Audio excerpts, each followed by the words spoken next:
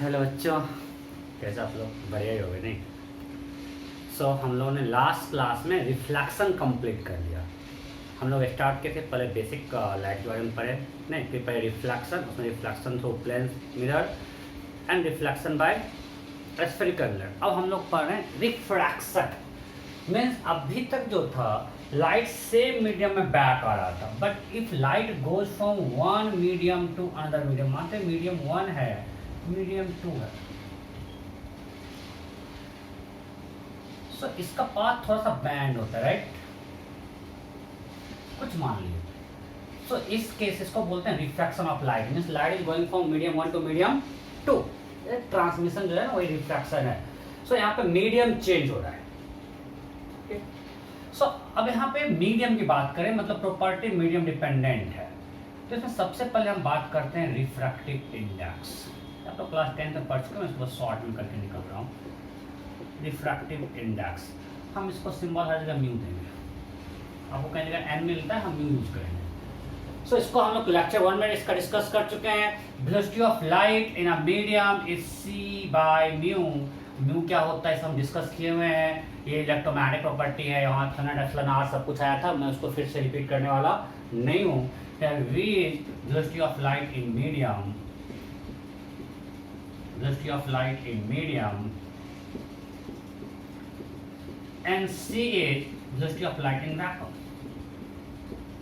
Velocity of light in vacuum. Right? So this mu is equal to C by V.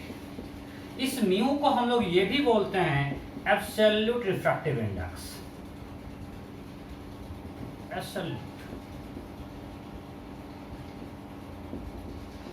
For example, this mu is 1 for air. It is 1.5 for glass, right? And it is 4/3 for water. आपको at least ये 3 value खुद से याद रखना है। Data रहे ना रहे, नॉर्मली दिया जाता है एग्जाम्स में, बट अगर नहीं दिया तो आपको ये 3 वैल्यू याद रखना है, ठीक है? ओके। एक सिंपल क्वेश्चन करते हैं, मिटाएं। हमने देखा अभी absolute refractive index is C by V. Where C the speed of light in vacuum, it's a 3 into 10 power 8 meter per second, and V will be medium dependent. इस पे हम लोग बात कर चुके हैं। V, F, lambda मीडियम पे कैसे चेंज करेगा, राइट? एक सिंपल क्वेश्चन करते हैं। If velocity of light in a medium, मजा आ जाएगा एग्जाम में ऐसा ही क्वेश्चन है तो, is 2 into 10 power 8 meter per second, then find its refractive index. नहीं, इसमें भी ऑप्शन देगा, बस अब यही बचा है। मैं जहां मुझे कराता हूं, नहीं कुछ तो लगे यार बहुत आसान है। म्यू इक्वल टू क्या था? सी बाई वी। वाओ, सी होता है 3 into 10 power 8 मीटर पर सेकेंड, और क्वेश्चन में वी दिया हुआ है मीडियम का, उस मीडियम में रिफ्रैक्टिव इंडेक्स निकल गया उस मीडियम का 1.5। मजा आ गया, ठीक है?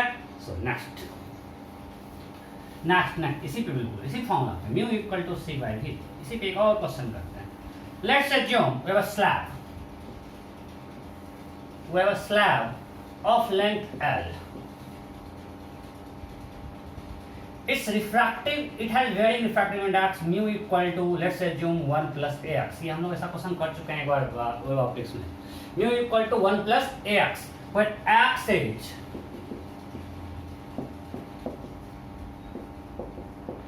distance of point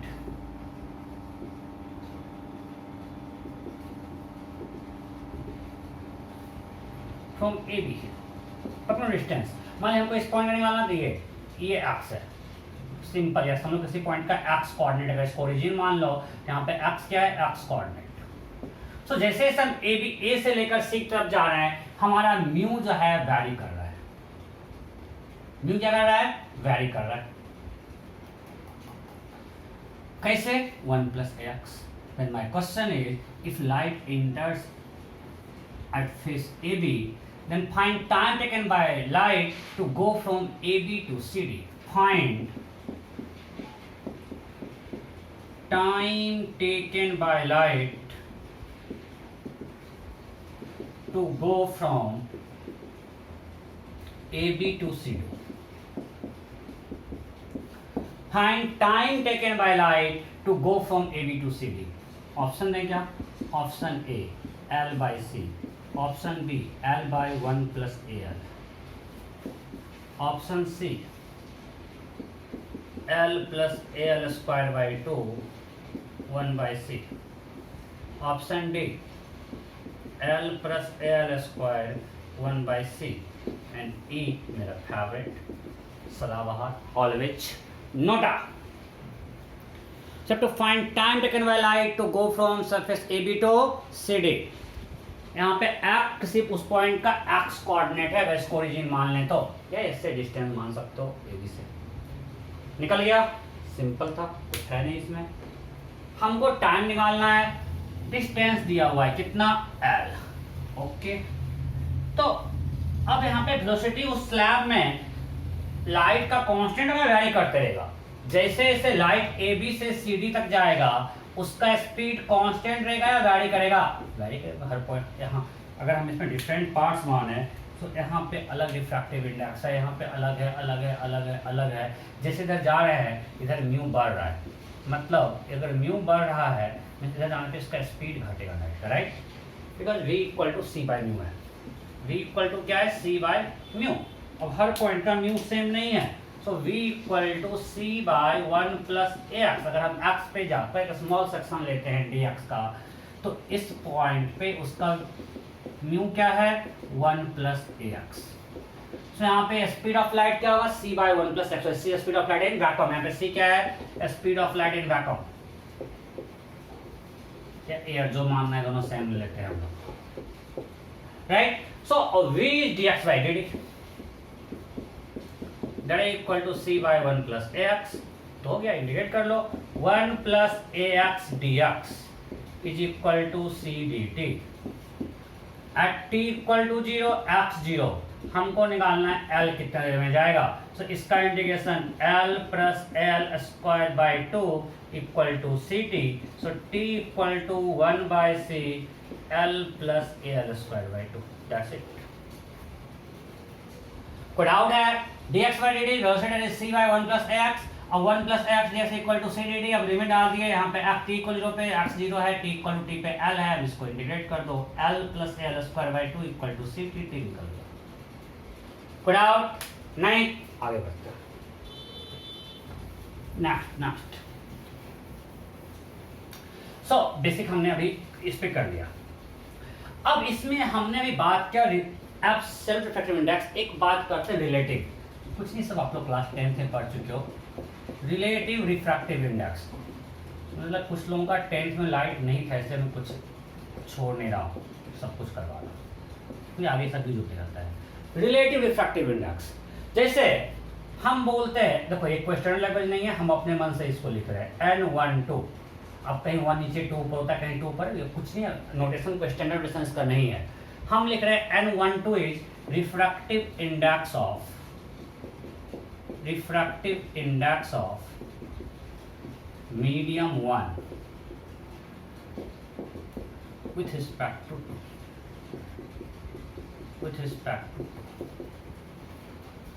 okay. So this N12 equal to होता है N1 by N2. अब यहाँ पे कंफ्यूज रहता है लोग. हमको जब हम पढ़ रहे थे बहुत, यहाँ पे म्यू लिखे ना, तो म्यू लिख रहे हैं म्यू.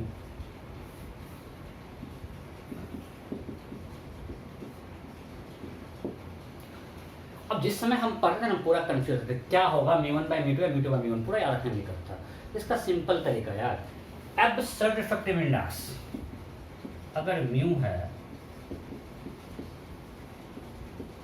अगर मान लीजिए म्यू है तो म्यू बाय 1 है. तो ये किसके रिस्पेक्ट में है? वैक्यूम के रिस्पेक्ट में. ये किसके रिस्पेक्ट में है? उस रिस्पेक्ट टू वैक्यूम.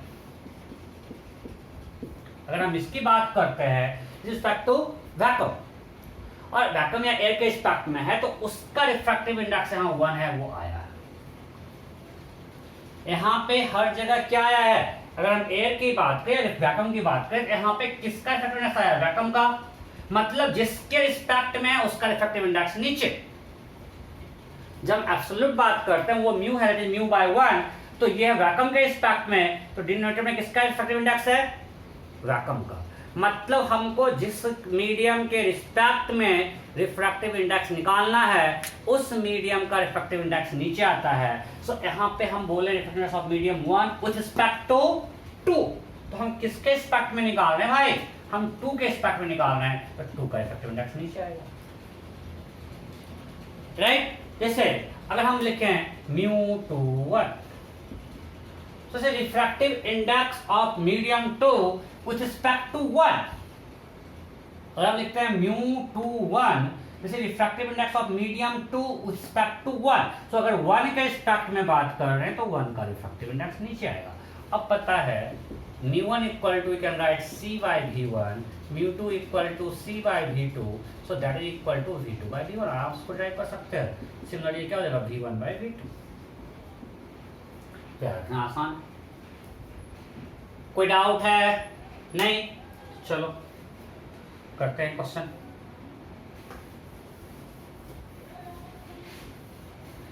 बस टाइम पास कर रहे हैं, तब कुछ पढ़ना शुरू कहाँ किए, तब रिकैप हुआ है क्लास 10 का। Find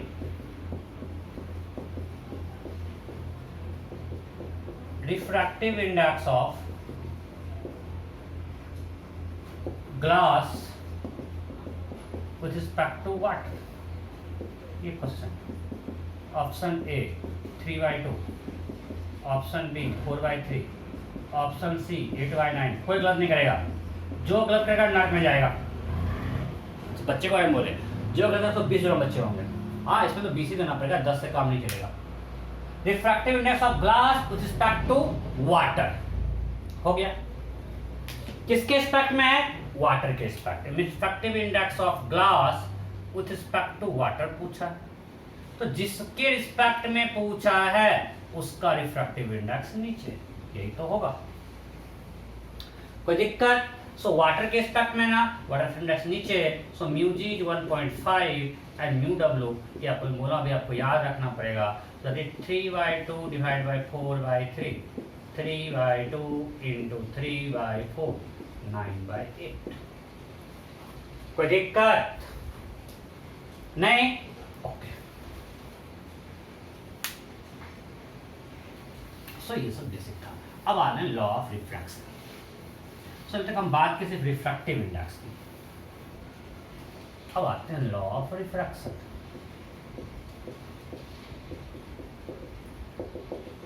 so you have two law of refraction, we know. First क्या है? Incident ray, refracted ray and normal to the point of incidence, everything lie in the same plane. So यहाँ पे ये मेरा incident ray है, ये हमारा refracted रे है, और ये हमारा नॉर्मल है। All three lie in the same plane. बस जैसा हम लोग किए थे, इस पे क्वेश्चन भी किए थे वहां पे कि इसका स्केलर बराबर 0 होगा, तो सेम थिंग मैं क्वेश्चन नहीं करवा रहा हूँ, रिफ्लेक्शन हम लोग डिस्कस कर चुके हैं। तो फर्स्ट लॉ है। Second law Snell's law. So हम लोग ने रिफ्लेक्शन में पढ़ा था I इक्वल टू आर, यहाँ होता है साइन I बाय sine are equal to mu two by mu.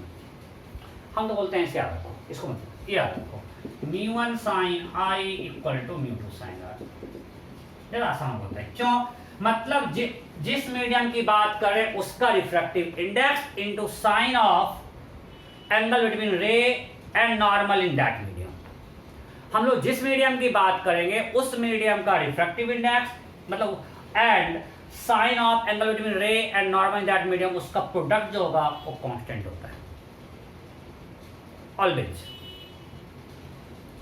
नहीं तो जो μ1 sin I equal to μ2 sin R, मतलब जिस मीडियम की हम लोग बात कर रहे हैं, तो अगर हम लॉ ऑफ रिफ्लेक्शन यहाँ पे लगा रहे हैं, यहाँ पे हम ये मेरा μ1 है, ये हमारा μ2 है, सो यहाँ पे एंगल I है, यहाँ पे एंगल R है, सो यहाँ पे हुआ μ1 sin I, यहाँ हुआ μ2 sin R, यहाँ पे एंगल नॉर्मल से R है, तो ये μ2 into sin R equal to μ1 into sin R।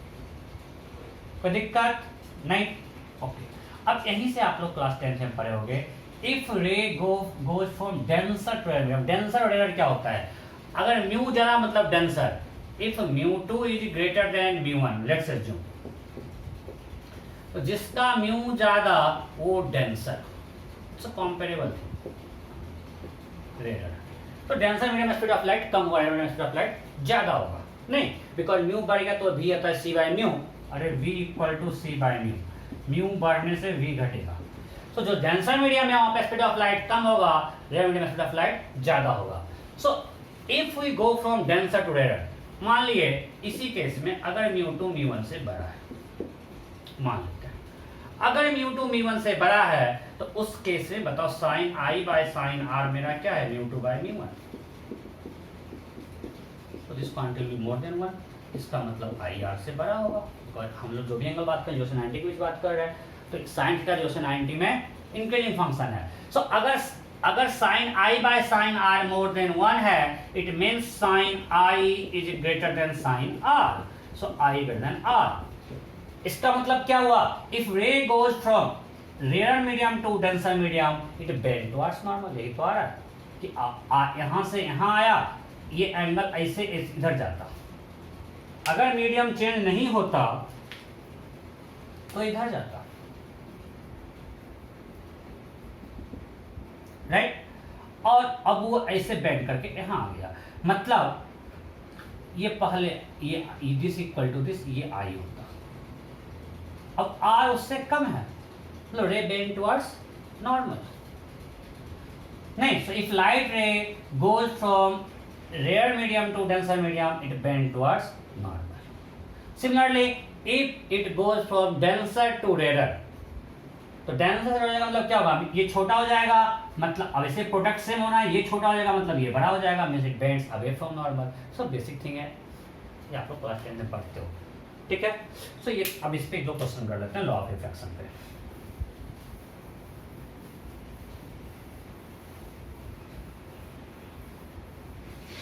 मैं इसमें टाइम नहीं दे रहा हूँ, इसीलिए बहुत टाइम दे दिया था, आपको टाइम दे रहा हूँ, बट आप लोग सब क्लास 10 में पढ़े होंगे। अब एक क्वेश्चन करते हैं, बेसिक बेसिक बेसिक, एक एयर है और यहाँ का कोई रे यहाँ पे एंटर किया एट एंगल 60 डिग्री, ठीक है। इस मीडियम का इफेक्टिव इंडेक्स 2 है, then find this angle theta equal to, फटाफट find theta. Option A 30, option B 45, option C 60, option D Newton. Range goes from air to this medium, इसका index 2 है, हो गया सिंपल। क्या है यहाँ पे, इस मीडियम का इंडेक्स एयर का 1 लेते हैं into sine of angle between normal and this ray 60, this is equal to distance of this medium into, अगर यहाँ पे नॉर्मल इस रे के बीच एंगल कितना है r, अगर मान लेते हैं तो 2 into sine r, so √3/2, so 2 sin r, तो sin r इक्वल टू, दिमाग में कुछ और चलता है, यहाँ कुछ और लिखिए, √3/4, right. So r equal to sine inverse √3/4, जो कि उसमें से कुछ तो नहीं है आंसर, तो नोटा। अगर ये साइन √3/4 है तो ये एंगल क्या होगा, 9 theta equal to 90 minus sine inverse √3/4, इसमें से कोई भी नहीं आएगा, तो आंसर क्या होगा, NOTA, right. Next next next next. अब ध्यान दो, अगर आप एक बार आगे पूछा भी है, अगर आपके पास बहुत सारे मीडियम के इंटरफेस सारे पैरेलल हो, बहुत सारा है, मतलब सबका नॉर्मल कॉमन होगा। जब सबका नॉर्मल कॉमन होगा, मान ली यहाँ पे कोई रे इंसिडेंट आई, ये आर, तो R1 मान लेते हैं, इसके लिए क्या हो जाएगा R1, राइट। फिर मान ली यहाँ से ऐसे गया, तो इसके लिए मान लिए R2, फिर इसके लिए एंगल ऑफ इंसिडेंस क्या हो जाएगा R2, फिर मान ली कुछ ऐसा आया तो इसके लिए कुछ R3, और इसके लिए एंगल ऑफ इंसिडेंस R3, तो इसके लिए कुछ मान लेते हैं एंगल ऑफ रिफ्रैक्शन R4। हम माने कहीं कोई टी आई नहीं, हम लोग बाद में इसकी बात करेंगे, टी आई भूल जाओ, ऐसा कुछ है। तो ये सारा कब है, जब सारा मीडियम का इंटरफेस पैरेलल है, मीन्स सबका नॉर्मल कॉमन हो सकता है, ये तभी अगर ये नॉर्मल पैरेलल तो ये R1 ये R1, अगर ये पैरेलल नहीं होता तो ये R1 तो ये R1 नहीं होता। तो मैं बात कर रहा हूं जब if interface of mediums are parallel, और बहुत सारा हमको मिलता है इसमें, उसको हम आसानी से सॉल्व कर सकते हैं। अब यहाँ पे अगर लिखोगे विल राइट, मानते हैं ये μ1 है, ये μ2 है, ये μ3 है, ये μ4 है, ये μ5। So you can write μ1 sin I equal to μ2 sin R1। अब इसके लिए एंगल ऑफ इंसिडेंस क्या है? R1, तो दैट इज μ2 sin R1। अब अगर पहले हमने लगाया law of refraction at interface 1, हमने यहाँ पे स्नेल्स लॉ अप्लाई किया इंटरफेस 1 पे। अब अगर हम इंटरफेस 2 पे अप्लाई करें स्नेल्स लॉ, सो यहाँ पे फॉर इंसिडेंट रे इस मीडियम में सो जाएगा μ2 sin R1, और रे आ रहा है इससे इसमें, that is equal to μ3 sin R2। समझ में आ रहा है? अरे भाई कंफ्यूज मत करना, पहले हमने इंटरफेस 1 पे लगाया law of refraction, so μ1 sin I equal to μ2 at angle of refraction in this medium, that is R1। फिर हम अगर यहाँ पे लगाएं इंटरफेस 2 पे, जहाँ एंगल ऑफ इंसिडेंस क्या है? R1, और इसका difference that μ2, so μ2 into sin R1। अब इस मीडियम में एंगल ऑफ रिफ्रैक्शन क्या है? R2 and refractive index is μ3, so μ3 sin R2। Now let's apply law of refraction at interface 3. It will be μ3 sin R2 equal to μ4 sin R3। Now apply law of refraction at interface 4, μ4 sin R3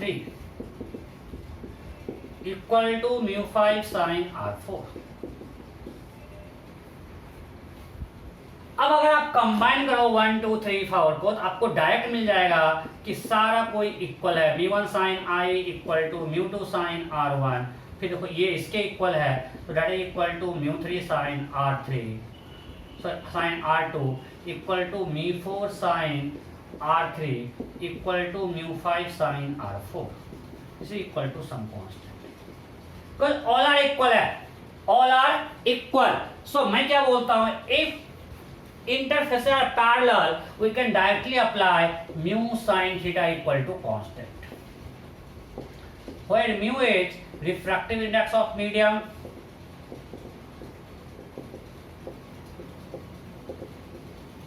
and theta is angle between normal and ray in that medium, right? Because mu into sign टा, mu यहाँ पे angle है I, so mu into sine I, यहाँ पे रे और इसके बीच में एंगल है R1, सो μ2 इंटू साइन R1, यहाँ पे रे और नॉर्मल बीच एंगल है R2, सो μ3 इंटू साइन R2। इस मीडियम में रे और नॉर्मल के बीच एंगल है R3, रिफ्रैक्टिव इंडेक्स μ4, सो μ4 इंटू साइन R3। इस मीडियम में रे और नॉर्मल बीच एंगल R4 है, रिफ्रैक्टिव इंडेक्स μ5 है, μ5 sin R4। It's a constant, so this mu sin theta is constant where mu is refractive index of medium and theta is angle between normal and ray in that medium। but ये कब apply कर पाएंगे? दो condition, first thing sine interface parallel है, second आपको ध्यान रखना है कहीं पेयर तो नहीं हो जाएगा, तो किस मीडियम में तो आएगा ही नहीं रे। मान लीजिए यहीं कहीं हो जाएगा टोटल इंटीग्रल रिफ्रैक्शन, क्या मैं बोल रहा हूँ आपको समझ में आएगा कि मान लीजिए रे इस मीडियम में आया ही नहीं, से बैक हो गया, तब तो यहाँ आएगा ही नहीं। पहले आपको एग्जाम में क्वेश्चन देगा, मतलब आ रहा होगा, लोटी है नहीं होगा, सब आपको हमको सोचना है कि ऐसा हम डाटा दें, बट आपको इस बारे में सोचना नहीं है। अगर एक बार आइडिया देखो ना, बहुत आसान सा क्वेश्चन पूछा हुआ है कि बहुत सारा n लेयर्स है और रिफ्रैक्टिव इंडेक्स स्लाइटली उसका धीरे धीरे इंक्रीज हो रहा है, सो इसको डायरेक्टली अप्लाई कर सकते हैं। हम हर जगह लगाएंगे लॉ ऑफ रिफ्रैक्शन, बहुत टाइम लगेगा, लेकिन डायरेक्टली अप्लाई अगर मान लिए ऐसा क्वेश्चन दे देता कि यहाँ पे μ1 इक्वल टू 1 है, ये एयर है, ठीक है, और I इक्वल टू 60 दे देता और बोल देता this is √3, find this R4। ये क्वेश्चन है, फाइंड R4, फाइंड R4। अब ये क्वेश्चन दे दिया R4 इक्वल टू व्हाट, आपको I इक्वल टू 60 है, μ1 इक्वल टू 1 है एंड μ5 इक्वल टू √3 है। Option A 60, option B 30, option C 45, option D not. You have to find R4। हो गया। अब आपके पास एक ऑप्शन है कि अब अच्छा यहाँ है, फिर ये निकालेंगे, फिर यहाँ लगाएंगे। कोई सब अगर दिया है क्वेश्चन में दिया भी नहीं है, बस दे कहीं दिया नहीं हो रहा है। हम डायरेक्टली यहाँ और यहाँ अप्लाई कर सकते हैं यार, क्योंकि ये सारा इंटरफेस पैरेलल में आपको भी प्रूव किया। Mu sine times constant, you can directly write μ1 sin I is equal to μ5 sin R4. So μ1 is 1 sin 60, that is equal to √3 in sin R4. So √3 by 2 equal to √3 sin R4. So sin R4 equal to 1 by 2. So R4 is 30. Directly हम यहाँ लगा सकते हैं, कोई दिक्कत? बस आपको ध्यान रखना है कब अप्लाई कर पाएंगे, जब सारा इंटरफेस पैरेलल हो, नॉर्मल सारा पैरेलल आएगा उस केस में। ठीक है, कोई दिक्कत? अब हम बीच में कहीं दे देंगे तो आपको मैं टाइम पास नहीं करवा रहा हूँ। अच्छा क्वेश्चन एक है डेगर भांस का, खुद से करना।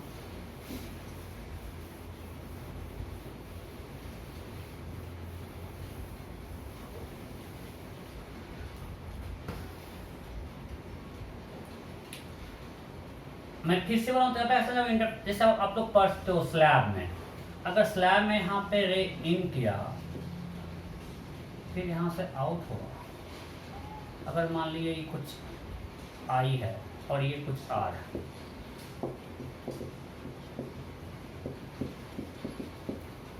Option A i equal to r, option B i greater than r, option C i less than r, option D can't compare. क्या होगा? लाइट रे स्लैब में एंटर कर रहा है, एंगल ऑफ इमर्जेंस आई है, और जब बाहर आ रहा है एंगल ऑफ इमर्जेंस आर है। सो कौन सही है? हो गया। तो यहाँ सिंपल है। अब ये और ये दो इंटरफेस है, एक बार राइट यहाँ रिफ्रैक्शन हुआ, यहाँ पर एक बार यहाँ रिफ्रैक्शन हुआ।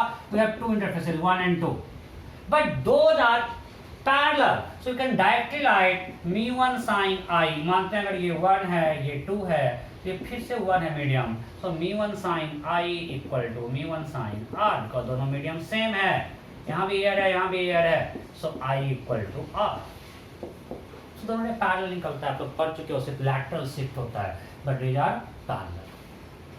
क्लियर? नेक्स्ट,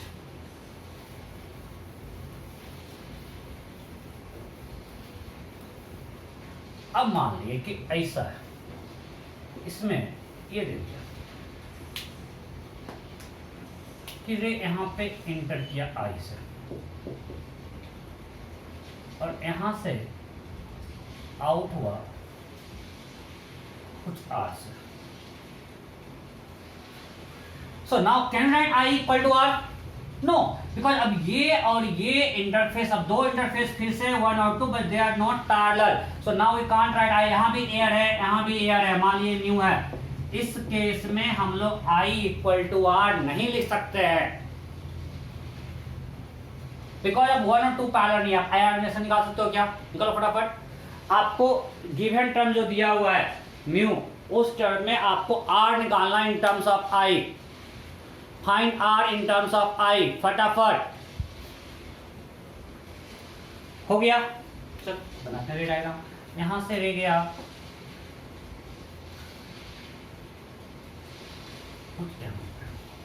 अगर ये आई है, मान लिए ये R1 है, ये R1 ये क्या होगा 90 minus R1,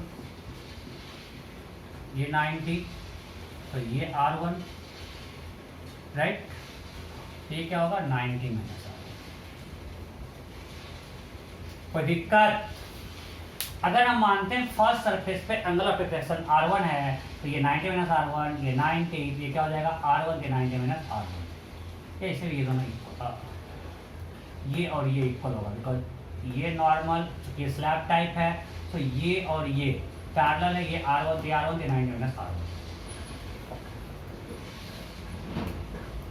So now let's apply, ऐसे पर राइटिंग पूछा हुआ है, वही R in terms of I. So let's apply law of reflection surface 1. Applying Snell's law. Applying Snell's law at interface 1. क्या होगा? 1 into sin I equal to mu into sin R1. First equation. Second, applying Snell's law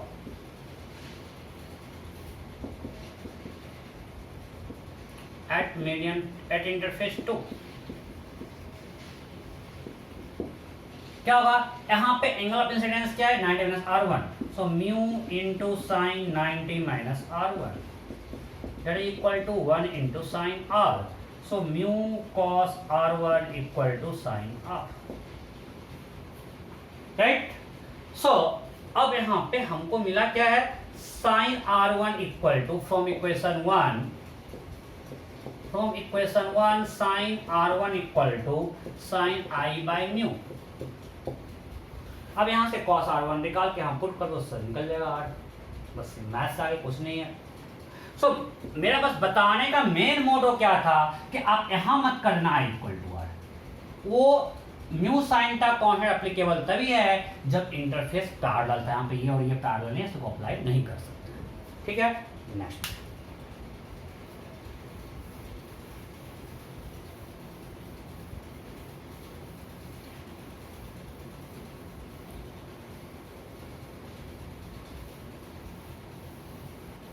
next question,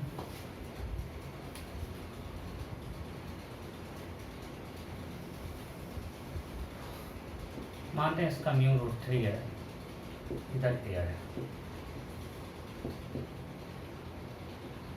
ये कुछ spherical ball है,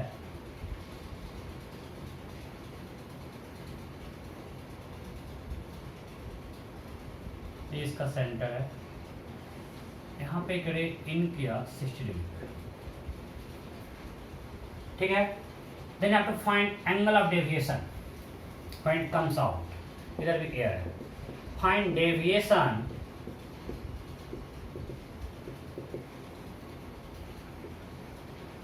when light rays come out from a sphere.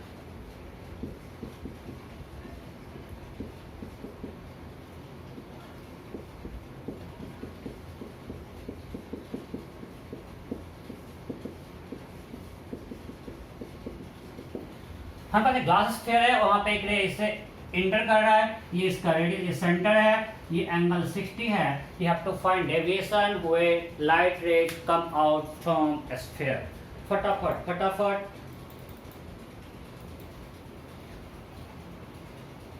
आसान है, बस आपको law of reflection लगाना है।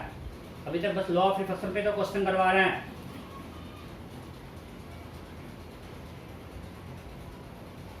ओके, अब मैं करता हूं, मैं तो प्रेस कर डायग्राम।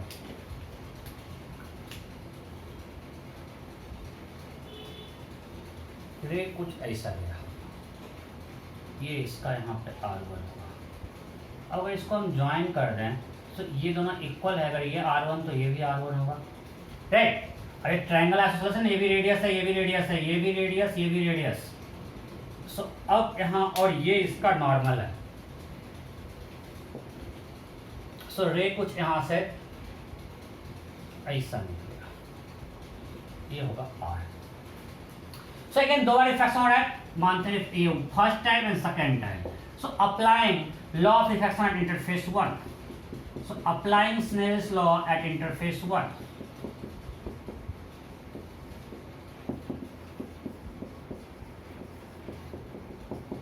क्या होगा, 1 into sine 60, 1 into sine 60, mu 1 into sine i equal to mu 2 root 3 into sine R1। नहीं, बिकॉज ये नॉर्मली तो है और ये रिफ्रैक्टेड है, ये हमारा नॉर्मल है और ये रिफ्रैक्टेड है। सो रूट 3 इंटू, जैसे root 3/2 equal to root 3 into sine R1। अभी हम लोग सॉल्व किए, R1 होगा 30। अब जब ये 30 है तो ये भी 30 है, इसमें कोई डाउट है क्या? जब ये 30 तो ये भी 30, क्यों? बिकॉज ये दोनों इक्वल है, राइट। सो अब हम R निकालते हैं। So applying Snell's law at interface 2,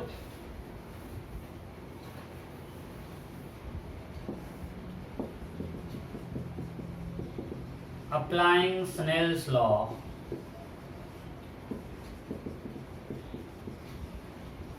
eight interface 2, और हम लोग यहाँ पे लगा रहे हैं। सो यहाँ पे आई कितना है, देखो ये नॉर्मल है और ये इसके लिए इंसिडेंट रहा है, तो 30 डिग्री। सो √3 इंटू साइन 30, ये 1 और ये r, हमको r ही तो निकालना है, 1 into sine r। So √3/2 equal to sine r, so r is 60। यहाँ तक कोई दिक्कत? हमने जब इंटरफेस 1 पे लगाया तो लगाया μ1 into sine i equal to μ2 √3 into sine r1। यहाँ से आ गया √3/2 equal to √3 sine r1, so r1 equal to 30।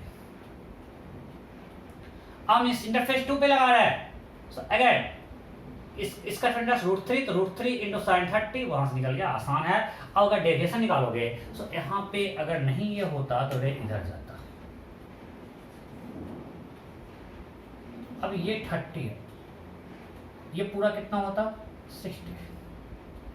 अगर ये 60 है, ये पूरा कितना होता 60, और अब ये है कितना 30, मीन्स रे का डेविएशन क्या है 30 डिग्री क्लॉकवाइज। कोई दिक्कत? पहले रे ऐसा जाता और अब ये नॉर्मल है और रे अब ऐसे जा रहा है। सो ये एंगल 60 है, ये पूरा 60 है, और अब इसका नॉर्मल एंगल कितना हो गया है 30। ये रिफ्रैक्टेड रे है, ये नॉर्मल एंगल 30 में कितना डेविएट किया, ये वाला angle, that is 30। So delta 1 है यहाँ पे 30 डिग्री क्लॉकवाइज, बिकॉज जब भी हम डेविएशन ऐड करेंगे हमको सेंस के साथ ऐड करना है। यहाँ पे आते हैं, अगर ये नहीं होता तो रे ऐसे जाता, तो ये एंगल जब 30 है तो ये भी 30 होता, बट अब ये हो गया 60। सो अगेन ये डेविएशन है, and that deviation is again 30 degree, so it's also 30 degree clockwise। Sorry total deviation दोनों को ऐड कर देते हैं, सेम सेंस में है तो जस्ट ऐड कर दो, delta 1 plus delta 2 that is 60 degree clockwise. Clear? Next. So अभी तक हम लोग सिर्फ किए रिफ्रैक्शन पे, लॉ ऑफ रिफ्रैक्शन पे क्वेश्चन किए।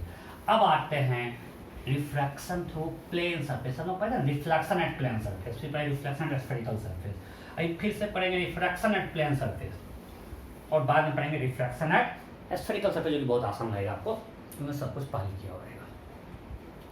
सो रिफ्रैक्शन एट प्लेन सरफेस बहुत आसान है। अब जो बेसिक था ना आप लोग अभी तक सीख चुके हो, अब सबका रिपीटेशन होने वाला है, तो अब आपको चीजें बहुत आसान लगने वाली है। रिफ्रैक्शन एट प्लेन सरफेस, ठीक है? तो एक एग्जाम्पल लेते हैं। हमारे पास ये इंटरफेस है, जब मान लें इमेज फॉर्मेशन, हम लोग बात करें इमेज फॉर्मेशन का। सो हम मान लेते हैं कि यहाँ पे कोई ऑब्जेक्ट है और ये μ1 है, इसका इफेक्टिवनेस μ2 है, और एक ऑब्जर्वर बिल्कुल यहाँ पे आंख लगा के बैठा हुआ है, इसके जस्ट ऊपर। मैं रे डायग्राम बनाऊंगा, आपको दूर दिखाऊंगा, रिफ्रैक्टेड रे उधर पहुंचा दूंगा, बट उसका आंख कहां पे, बिल्कुल यहाँ पे लगा हुआ है। मतलब ये नॉर्मल है, रेज पैरेक्सियल होंगे, जो इसके आंख पे जाएगा सारे क्या होगा, paraxial angle of incidence small होगा। ठीक है, मैं बार बार बोल रहा हूं, मैं भी जब रे डायग्राम बनाऊंगा, मैं अभी बना रहा हूं, वो इस ऑब्जेक्ट को देख रहा है, तो चूंकि अब यहाँ पे गंदा फिगर बन जाएगा, तो मैं दिखा रहा हूं कि एक रे ऐसे गया इंसिडेंट से। रियल में रे बहुत पास है, एक रे तो नॉट ये डायरेक्ट है जो कि बिना डेविएशन का निकल जाएगा, I equal to 0, so R equal to 0, जिसके आंख पे जाएगा। अब इसको जब इसका इमेज लोकेट करना, हमको दो रे चाहिए। एक रे ये हो गया जिसके आंख पे डायरेक्ट जा रहा है विदाउट एनी डेविएशन, दूसरा रे एक निकला जो कि इसके बिल्कुल पास है, जिसके आंख पे जा रहा है। हम आपको बस दिखा रहे हैं दूर, ताकि फिगर अच्छा बने, इस चीज को आप समझ लो। सो अब वो रे यहाँ पे जब आया तो रिफ्रैक्शन होगा, राइट? सो वो रिफ्रैक्ट होके मान लिए कुछ ऐसा हो गया, इसके से मान लेते हैं ऐसा हो गया, depending on it will bend towards normal या bend away from normal, it depends on μ1 and μ2। अभी मैंने ये कैसे लिया है। तो अब ऑब्जर्वर रियल में ये है, आपको इतना दूर दिख रहा है, जो ऑब्जर्वर है उसको रे यहां से आता हुआ दिखेगा, तो उसके लिए इमेज कौन सा होगा, ये बस यही समझने का चीज है, आगे फिर फॉर्मूला पुटिंग होगा। मैं क्या बोला हूं कि हमारा आंख रियल में यहाँ है, आपको यहाँ आंख नहीं है, आंख यहाँ पे है, तो बिल्कुल जो पास करेगा इसके आंख पे गिरेगा। ये मैं आपको अच्छा फिगर तक प्रूव करना है, तो अच्छा फिगर बनने के लिए ये डायग्राम बनाया हूँ। ये पार्ट क्लियर है ना? ओके।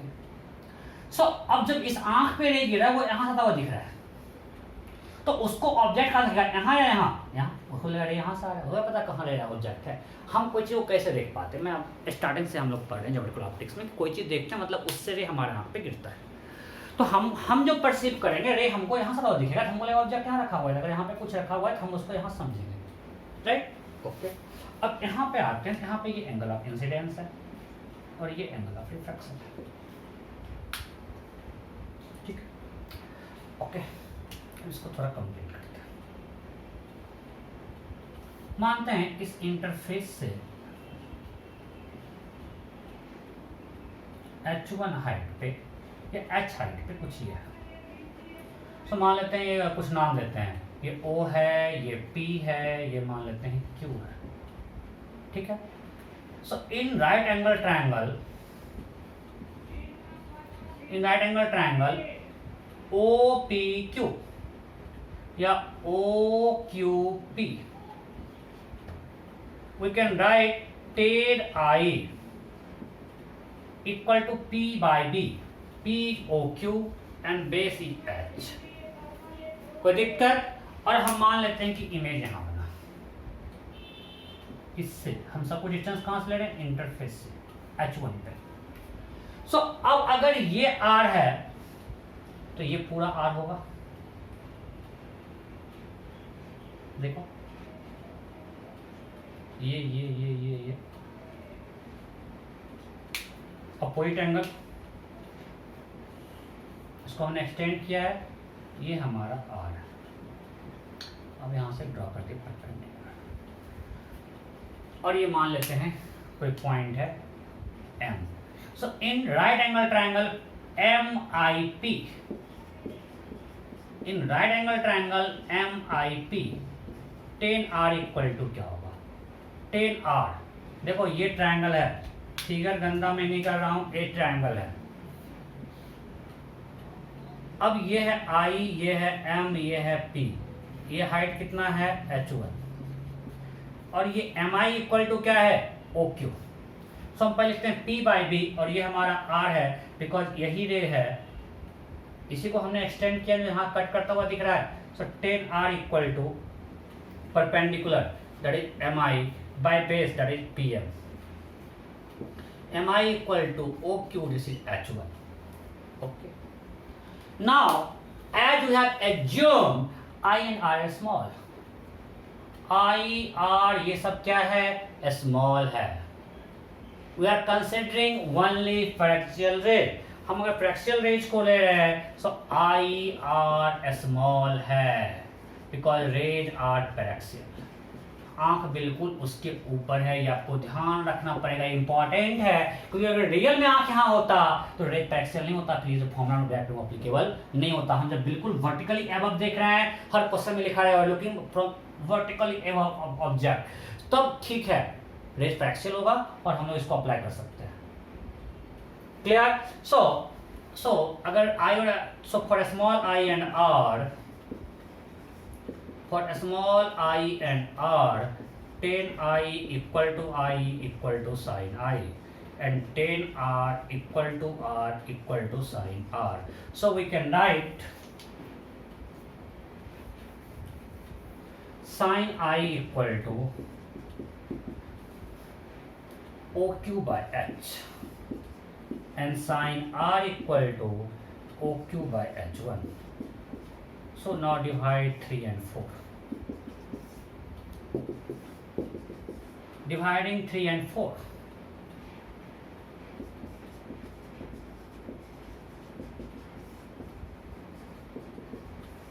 Dividing 3 and 4. So क्या होगा, sin I by sin R equal to OQ cut जाएगा, क्या हो जाएगा H1 by H,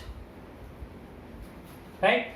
अब बताओ sin I by sin R क्या होगा, μ2 by μ1 है ना, that is equal to μ2 by μ1। अब मैं ड्राइव कर दिया, मैं इसको यूज नहीं करता हूं। हम क्या यार यूज करेंगे इसको, पहले आप लोग छाप लो फटाफट, सब कुछ दिख रहा है ना।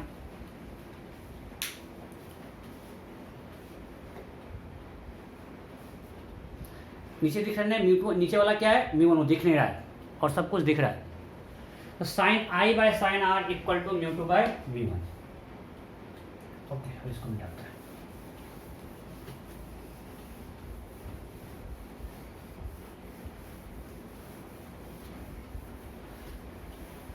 हम आपको क्या याद करवाते हैं, ध्यान दीजिए।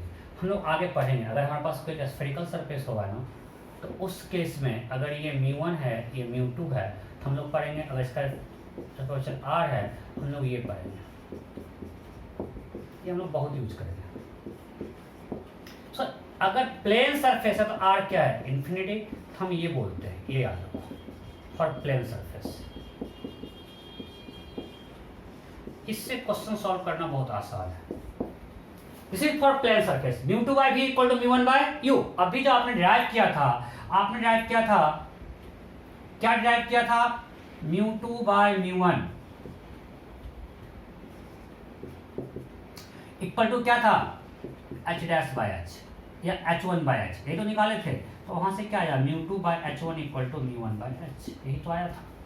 सो यहाँ पे h1 क्या है, इमेज डिस्टेंस, और h क्या है, object distance.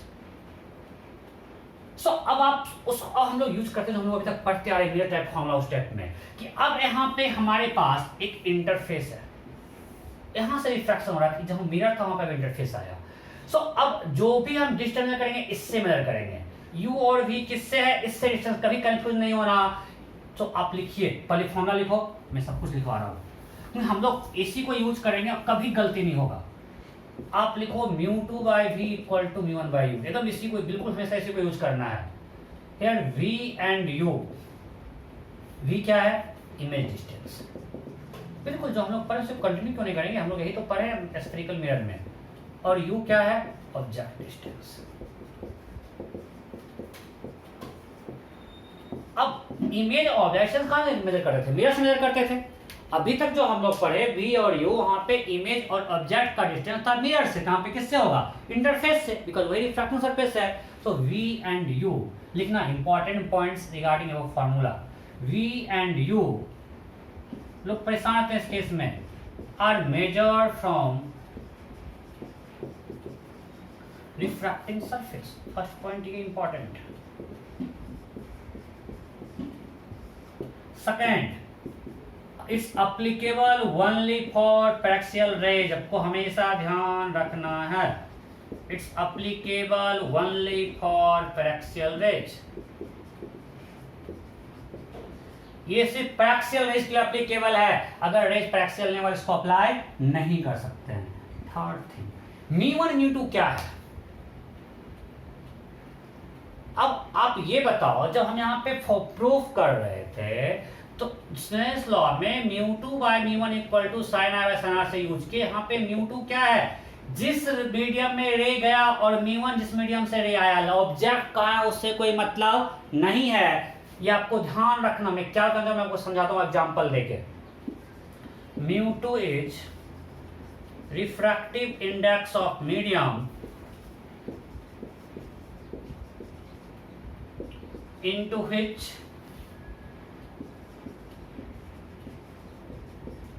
ray is going after diffraction।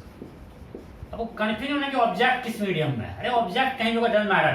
हम अगर इस इंटरफेस पे लॉ ऑफ ये लगा है फॉर्मूला, मतलब रे यहां से मान लिए ऐसा गया, सो ये म्यू2 है और ये म्यू1 है। जिस मीडियम से रे आ रहा है वो म्यू1, जिसमें जा रहा है वो म्यू2, ऑब्जेक्ट कहाँ है उससे कोई मतलब नहीं। एंड म्यू1 is refractive index of medium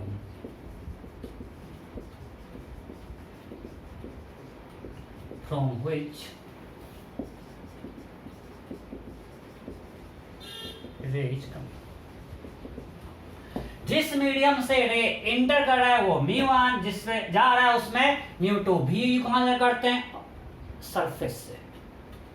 refracting surface से नॉर्मल, यार ये तो दिमाग में रहना चाहिए, भी और यू वहां पे मिरर से मेजर करते थे, मिरर से, यहाँ पे रिफ्रैक्टिंग सरफेस से।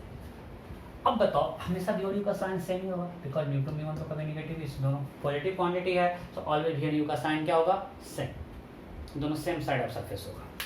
ओके, अब आपको समझाते हैं हमने क्या लिखा, एक अच्छा एग्जाम्पल लेते हैं, सब कुछ समझ में आता है। फिर क्वेश्चन तो करेंगे। मान लेते हैं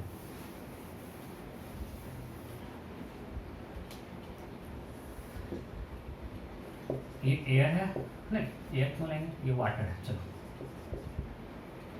और एक ग्लास है,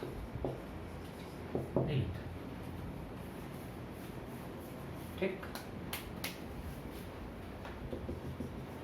अब एक कन्वर्जिंग रे आ रहा है, वो यहां कहीं कन्वर्ज करता,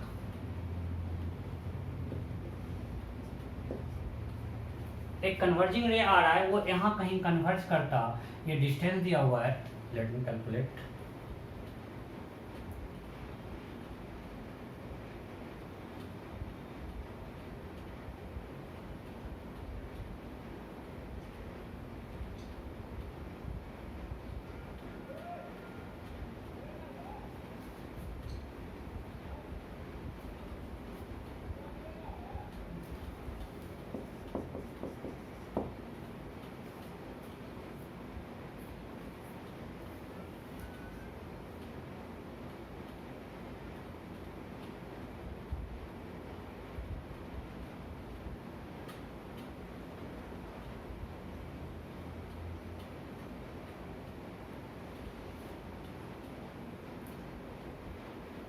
या वो यहां कहीं कन्वर्ज करता।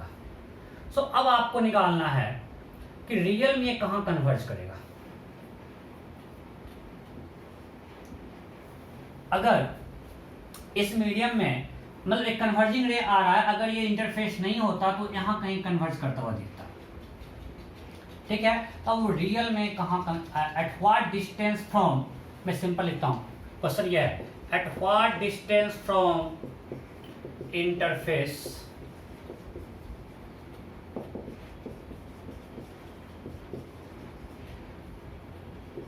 rays will converge।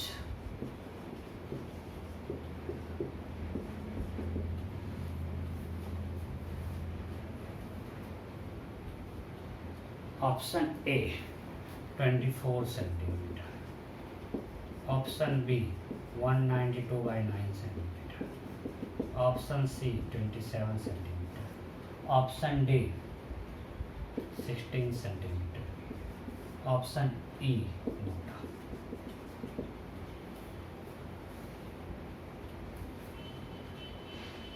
हो गया, ओके। अब हम यहाँ पे लगाते हैं लॉ ऑफ रिफ्रैक्शन, मतलब यहाँ पे लगाते हैं इमेज फॉर्मूला जो है, मेरा इमेज जो यहाँ पे इमेज फार्मूला है वो यहाँ पे लगाएंगे। सो क्या लिखेंगे फॉर्मूला में आया था μ2/v = μ1/μ। अब यहाँ पे ऑब्जेक्ट वर्चुअल है, रियल में आपको हम बार बोल रहे हैं कि रे यहाँ पे कुछ कन्वर्ज कर, वर्चुअल ऑब्जेक्ट है, तो ऑब्जेक्ट तो यहाँ पे बट फॉर्मूला μ2 कौन सा लेंगे, ग्लास का या वाटर का। रे किस में जा रहा है, ये यहां से यहां आ रहा है तो रिफ्रैक्शन होगा, तो रे जा रहा है इससे इसमें, तो रे रियल में आ रहा है water to glass, bend towards normal, और यहां कहीं सो ऑब्जेक्ट यहां पे है, वर्चुअल ऑब्जेक्ट है, बट ये कहां है उससे कोई मतलब नहीं। अगर हमको यहां पे लगाना है इमेज फार्मूला, हम ये लिखे और μ2 इज रिफ्रैक्टेड ऑफ मीडियम, रे इज गोइंग, तो रे जा रहा है ग्लास में, सो μ2 यहां पे होगा 3/2 डिवाइड बाय v। v हमको इससे डिटरमाइन करना, ये हमारा v है जहां इमेज बनेगा इस ऑब्जेक्ट का। μ1 जिससे रे आ रहा है वाटर से आ रहा है, और यो इंटरफेस से ऑब्जेक्ट का डिस्टेंस, तो ऑब्जेक्ट में मेरा ये है, वर्चुअल ऑब्जेक्ट है, ये है 24। सो v = 24 × 3/2 डिवाइड बाय 4/3, 27। कोई डाउट? सो हमको यहाँ पे ऐसे दिख रहा है रे, देखो यहाँ से क्या होगा, बेंड टुवर्ड्स समर because going from rare medium to denser medium, कुछ दूर में बनेगा। तो डिस्टेंस किससे आया, इंटरफेस से आया। मैं क्या समझाना चाह, लोग कंफ्यूज करते हैं। आपको बहुत आपको मिलता है μ2, ये फॉर्मूला तो मिल जाएगा और ये लिखा रहेगा μ1 refractiveness of medium is object is kept. ठीक है, रियल में कहीं कहीं काम चल जाएगा, लेकिन यहाँ पे तो फंस जाओगे यार, जब अच्छे अच्छे क्वेश्चन आएंगे और अच्छा क्वेश्चन आएंगे आपको जहाँ पे जरूरत पड़ेगा इसका। सो ऑब्जेक्ट तो यहाँ पे रखा हुआ है, वर्चुअल ऑब्जेक्ट है, बट ऑब्जेक्ट तो यहाँ पे है। तो यहाँ μ1 क्या ये लेंगे, नहीं, जिस हम लोग जब भी फॉर्मूला लगाएंगे किसी इंटरफेस पे लगाएंगे, नहीं ये मेरे पास मिरर था, यहाँ पे इंटरफेस है, और जब हम इस पे लगाएंगे तो जिससे रे आ रहा है इफेक्टिव इंडेक्स μ1, जिसमें जा रहा है वो μ2। ऑब्जेक्ट कहाँ है, इमेज कहाँ है, सब कोई मतलब नहीं है। क्लियर? सो इस क्वेश्चन करना शुरू करते हैं। वैसे शुरू करते हैं जो आपको हर जगह मिलता है।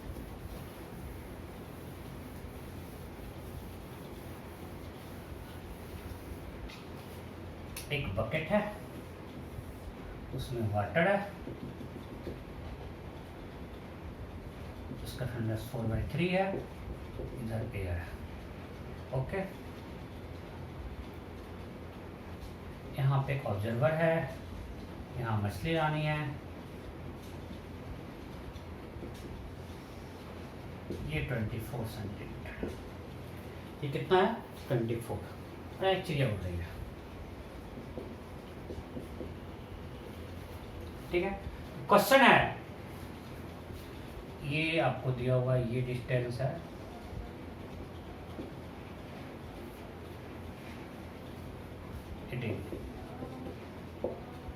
ये कितना है 18। क्वेश्चन है find distance of fish as observed by bird. मतलब बर्ड फिश को देख रहा है, ऑब्जर्वर कौन है, ये ऑब्जेक्ट कौन है, fish. Option A 42 centimetre, option B 36 centimetre, option C 50 centimetre, option D 48 centimetre. E NOTA. You have to find distance of fish as observed by bird। फटाफट अब बस क्वेश्चन करते जाएंगे, थोड़ी खत्म हो गया। देखो अब हमेशा ऑब्जेक्ट से लाइट निकाल कर ऑब्जर्वर तक पहुंचाना, यही काम है। वो कैसे पहुंचेगा? सो यहाँ से मैं फिर से डायग्राम बना रहा हूँ, रे प्रैक्सियल है, बट आपको समझाने के लिए बना रहा हूँ दूर कि यहाँ से रे निकला। अब ये रे यहाँ पे रिफ्रैक्ट होगा कुछ ऐसा, और वो यहाँ खत्म दिखेगा।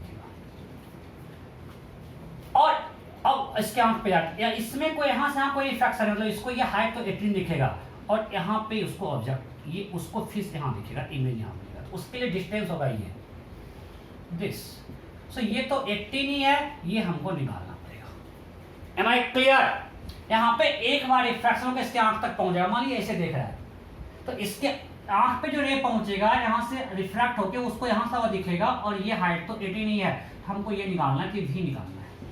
अब फॉर्मूला लगाते हैं, इस सरफेस पर रिफ्रैक्शन लगाते हैं। फॉर्मूला मेरा क्या है, μ2/v इक्वल टू μ1/u। μ2 यहाँ पे क्या हुआ, रे किस पे जा रहा है, एयर में, राइट। तो इससे ऑब्जेक्ट ये है, v निकालना है। μ1 किससे निकल रहा है, रे इससे इसमें जा रहा है, तो 4/3। u इससे डिस्टेंस सरफेस से कितना है 24। अब मेरा v आया 24 इंटू 3/4, 18। अब 18 किससे आया, सरफेस से। किधर, जिधर ऑब्जेक्ट था, because u and v have same sign. u and v have same sign, so अगर u इसके इधर है तो v भी इधर ही होगा, मतलब इमेज इससे 18 सेंटीमीटर नीचे नहीं, बिकॉज ऑब्जेक्ट इससे 24 सेंटीमीटर नीचे था। u and v have always same sign, आपको ध्यान रखना है। कभी कंफ्यूज अभी अच्छे से क्वेश्चन करेंगे, हो सकता है कि वो v आपको कंफ्यूज नहीं होना है कि v हम इधर लें 18 या इधर लें। अरे यार इधर ऑब्जेक्ट है, u और v का साइन सेम है, तो अगर u 24 नीचे, v 18 नीचे होगा, सो ये हो गया 18। किससे डिस्टेंस था? सरफेस से। 18 और ये 18, आंसर क्या हो जाएगा? 36। क्लियर? ओके, तो सेम क्वेश्चन फिर से बना देता हूं।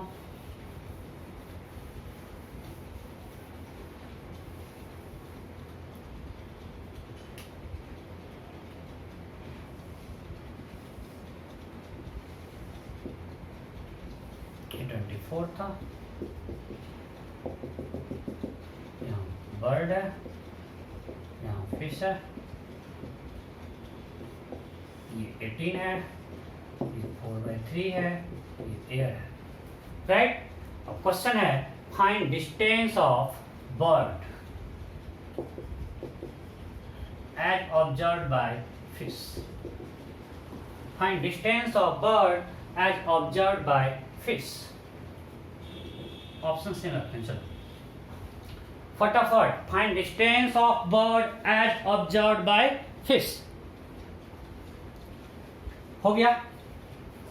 अब ऑब्जर्वर ये है, तो रे इससे निकालना, इसको देख रहा है तो इससे रे निकलेगा और यहां पे आके रिफ्रैक्शन होगा, राइट? इस सरफेस पे आकर रिफ्रैक्शन होगा, तो कुछ यहां से आता हुआ दिखेगा, ये होगा ना? ओके, कोई डाउट है? नहीं, फिरेगा तो ना, ऊपर जाएगा। एनीवे, सो यहां पे लगाते हैं law of image function formula, μ2 by v equal to μ1 by u। So μ2 यहाँ पे कौन है? रे इससे इसमें जा रहा है, रे जा रहा है इससे इसमें, सो μ2 क्या है? 4/3। v निकालना है, कितना होगा? μ1 एयर, u कितना है? 18। सो v इक्वल टू 18 इंटू 4/3, 24। मतलब अगर ये डायग्राम सही बनाते तो ये रे ऊपर से ये 24 से आता हुआ दिखेगा, मतलब यहाँ से रिफ्रैक्शन के बाद।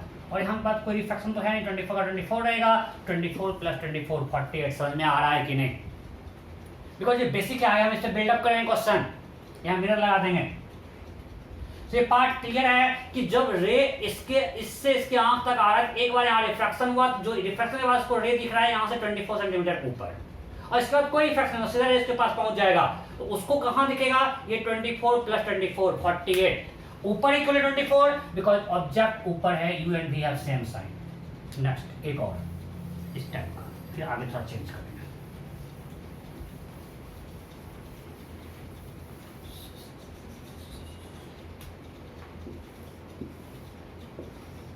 पढ़ाने के मूड में आते हैं, बस टाइम खत्म हो जाता है। कोई मूड में आए सर?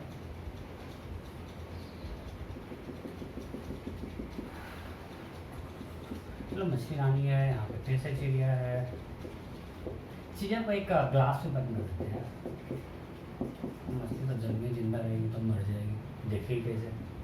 नहीं, हाँ हाँ हाँ, क्या जोक।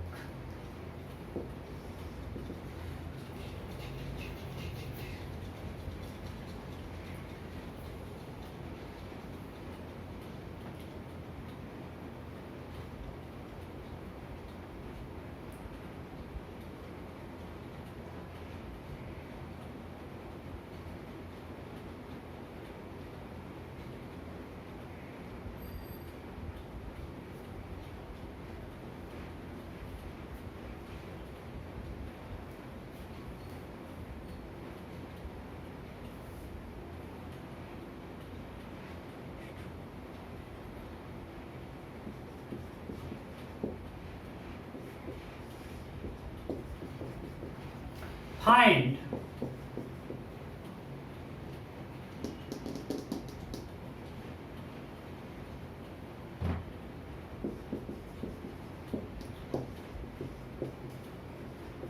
distance of fish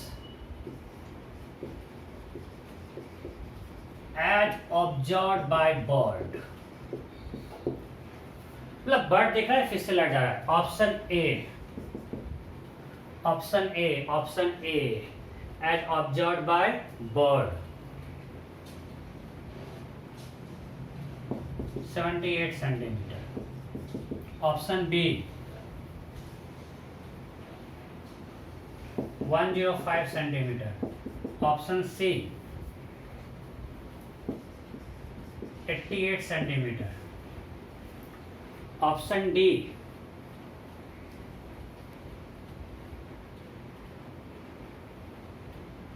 मैं आपका पॉसिबल मिस्टेक खोज रहा हूं, E NOTA. You have to find distance of fish as observed by bird. Bird को फिश कितना दूर दिखेगा। हो गया। तो यहाँ पे ऑब्जर्वर कौन है? बर्ड। यहाँ से लाइट निकल रहा है। सो अब यहाँ पे हम लगाते हैं, हम रे डायग्राम नहीं बना रहे हैं, यहाँ पे लगाते हैं इमेज फंक्शन का formula μ2 by v equal to μ1 by u। इससे रे निकला है और इसमें जा रहा है, राइट। टेढ़ा होगा, मैं बोल रहा हूँ डायग्राम पे मत जाना। सो यहाँ पे बस हमें दिखा रहे हैं μ1 μ2 के लिए। तो μ2 कौन है? 1.5। रे इसमें जा रहा है बिकॉज बर्ड ऑब्जर्व कर रहा है, तो फिश से रे बर्ड में जा रहा है।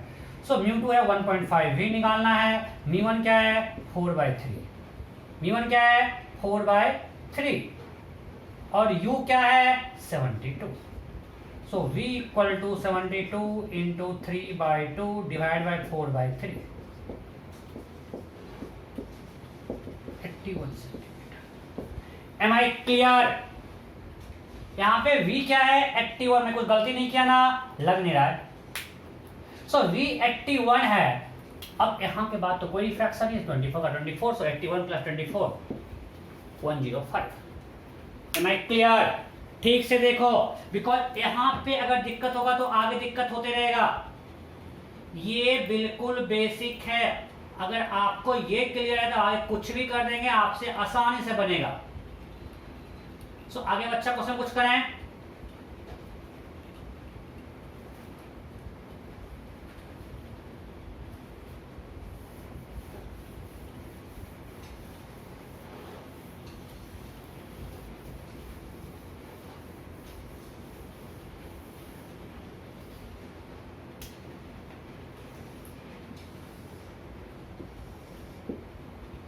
चलो फिर से हम मछली लानी है।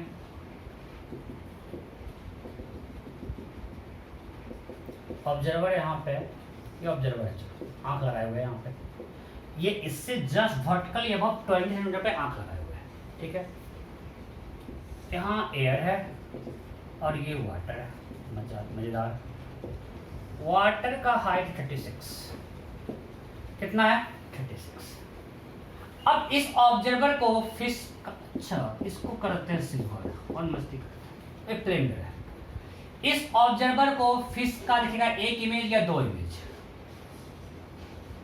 वो फिश को देख रहा है, एक तो डायरेक्ट दिखेगा फिश और दूसरा रिफ्लेक्ट होके जाएगा। अरे हाँ नहीं, एक फिश से लाइट डायरेक्ट जाएगा और एक फिश से लाइट निकल के रिफ्लेक्ट होके इसके पास जाएगा, मतलब मिरर से रिफ्लेक्ट होके। नहीं, थोड़ा और ऊपर रख दे क्या फिश को भी? चलो फिश को भी ऊपर ही रख देते हैं, बिल्कुल चिपका हुआ तो मजा नहीं आएगा। चलो फिश यहाँ है,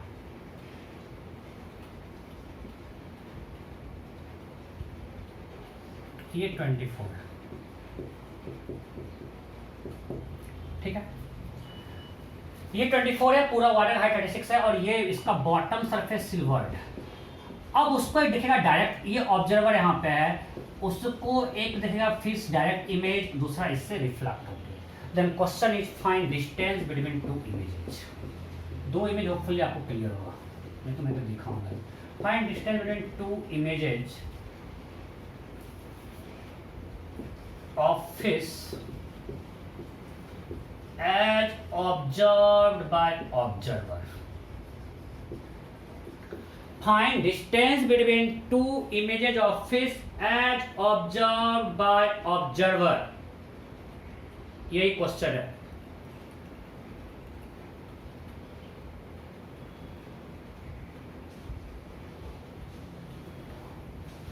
ऑप्शन है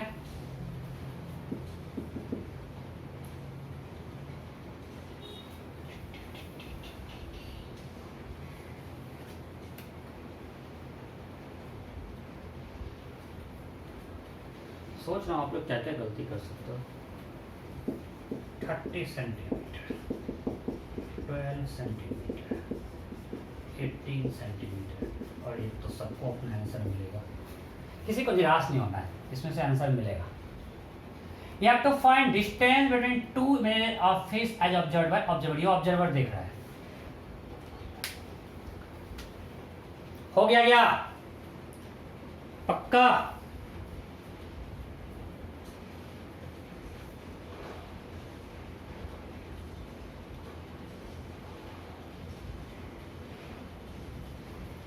ओके, सो मैं करता हूं।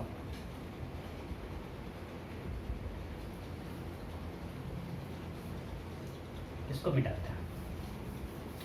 अब देखो, फिर से राइट लेन निकला, एक जाएगा डायरेक्ट इसके पास, जो डायरेक्ट जाएगा वो ऐसे निकला, मैं आपको डे डायग्राम का समझाने दिखा रहा हूँ, और वो ऐसे कुछ रिफ्रैक्ट होगा, यहाँ तक दिखेगा। जो डायरेक्ट दिखेगा उसको यहाँ दिखेगा, राइट। इससे कितना दूर? ये हो गया V1। इससे कितना दूर? So μ2 by V, μ2 by V equal to μ1 by U। ये I1 है मेरा फर्स्ट इमेज। सो μ2 इससे इसमें ले जा रहा है, सो 1 बाय V, μ1 ये distance sorry defective index of water 4/3, U 24 आपको दिया हुआ है, आसान है। So V equal to 24 into 3/4, 18। मतलब इससे 18 सेंटीमीटर नीचे इमेज बनेगा, इसमें कोई दिक्कत नहीं। सो पहला इमेज बनेगा इससे 18, ये I1 है एंड दिस डिस्टेंस इज 18। अब जो दूसरा रे निकलेगा वो फिर से ऐसे मान के निकल रहा है, सो वो यहां से रिफ्लेक्ट होके ऐसे जाएगा। मैं बोला सब रे पैक्सेल आपको बस दिख रहा है, सब इतना इतना दूर जा रहा है। तो ये जो इस पे आ रहा है वो कहाँ था दिखेगा? जो फिश का इमेज बनेगा मिरर में, कितना ये कितना डिस्टेंस है? 12। सो यहाँ पे एक इमेज बना कुछ इससे 12 सेंटीमीटर नीचे, ये हो गया उसके लिए O डैश। इस अगर आप यहाँ पे रिफ्रैक्शन लगाएंगे तो वो रे कहाँ था दिख रहा है? यहाँ था दिख रहा है। ये कितना है? 12। ओके, अब यहाँ पे लगाते हैं लॉ ऑफ इमेज फॉर्मेशन का फॉर्मूला इस सरफेस पे फिर से। तो इसके लिए μ2 1, राइट। मैं ब्लू से लिख रहा हूं, इसके लिए μ2 1, V निकालना है। μ1 अरे किससे जा रहा है? इससे। ऑब्जेक्ट यहाँ रखा हुआ है, बाहर है, क्या मतलब यहाँ कौन मीडियम डजंट मैटर। आपका रे जा रहा है वाटर से एयर में, तो μ1 लेंगे वाटर का इफेक्टिव इंडेक्स, μ2 लेंगे एयर का। सो μ1 4/3, U distance of object from surface, तो रिफ्रैक्शन यहाँ हो रहा है, ऑब्जेक्ट यहाँ रखा हुआ है। ये 24, ये कितना है यहाँ से यहाँ? 36 प्लस 12 48। कोई दिक्कत? कोई दिक्कत यहाँ तक? मैं फिर से बता रहा हूँ, एक रे जो फिश से डायरेक्ट गया, ये आपको आसान लगा, यहाँ पे रिफ्रैक्शन हो गया। तो यहाँ पे μ2 है 1 बाय V1, ये निकालना है डिस्टेंस। μ1 इससे ले जा रहा है, सो μ1 इक्वल टू 4/3 और U 24, ये डिस्टेंस वहां से निकल गया। इससे 18 सेंटीमीटर नीचे इमेज बनेगा फर्स्ट इमेज। सेकेंड जो है वो पहले मिरर पे गया, फिर रिफ्लेक्ट होके जा रहा है, नहीं इससे एक गया डायरेक्ट, एक गया रिफ्लेक्ट, उसके हम तक पहुंचेगा। तो रिफ्लेक्ट होके जो जा रहा है यहाँ पे सरफेस पे, वो यहाँ से दिखेगा। ये 12 है, ये 24 है। हमने बहुत कस के कमिश्न ऑफ मिरर, यहाँ कमिश्न ऑफ मिरर एंड सरफेस है एक तरह से। सो 1/V, तो यहाँ से क्या गया? 4/4 V/3 equal to 48। So V equal to 48 into 3/4,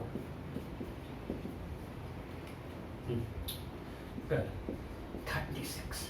अब 36 किधर? इससे ऊपर या नीचे? भाई ऑब्जेक्ट किधर है? हमने जो ऑब्जर्वेशन किया वो इसके नीचे है। मतलब दूसरा जो इमेज बनेगा वो फिर से हम सरफेस से डिस्टेंस है, V किससे डिस्टेंस है? सरफेस से। मतलब फर्स्ट इमेज यहाँ बना, और जो सेकेंड इमेज यहाँ से जो निकलेगा लाइट, वो यहाँ से कहीं आता हुआ दिखेगा। जिसके 36 है तो यहीं से आकर दिख रहा है, यहाँ से। So this distance, second image ये है I2। फिगर बहुत गंदा है, आप यहाँ से कॉन्सेंट्रेट करो कि पहला इमेज ये सरफेस है, फर्स्ट इमेज बना इससे 18 नीचे, और जो सेकेंड रे निकल रहा है फाइनली वो इससे 36 नीचे आता हुआ दिख रहा है। तो ये मेरा I1 है, ये हमारा I2 है। So what is distance between I1 and I2? This 18 centimetre. Am I clear? दोनों डिस्टेंस हमको सरफेस से निकला हुआ है। फर्स्ट डिस्टेंस जो था, फर्स्ट इमेज का डिस्टेंस सरफेस से 18 है एंड सेकेंड इमेज का डिस्टेंस सरफेस से कितना है? 36। तो उसकी इक्वेशन कितना हो जाएगा? 36 माइनस 18। कोई दिक्कत नहीं? Okay, next question.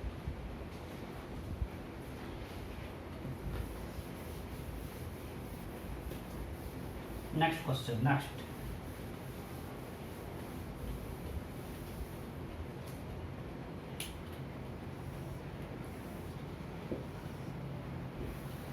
चलो, यहाँ ऑब्जर्वर है, ये 24 है, ये 16 सेंटीमीटर और ये प्लेन है। अब ऑब्जर्वर खुद का अपना इमेज देख रहा है। ऑब्जर्वर खुद का अपना इमेज मिरर में देख रहा है। उससे तो लाइट पहुंचेगा ना, तो मिरर आएगा तो रिफ्लेक्ट के पास पहुंचेगा लाइट, राइट? अब मजा आएगा। तो क्वेश्चन है find distance between observer and its image. Find distance between observer and its image. Reference नहीं भूल गए। Find distance between observer and its image. Find distance between, ये ऑब्जर्वर है और इधर कुछ नहीं, मतलब एयर है। Find distance between observer and its image. अब खुद का इमेज है तो प्रेशर रेंज होगा, observer and its image. Option A, option B,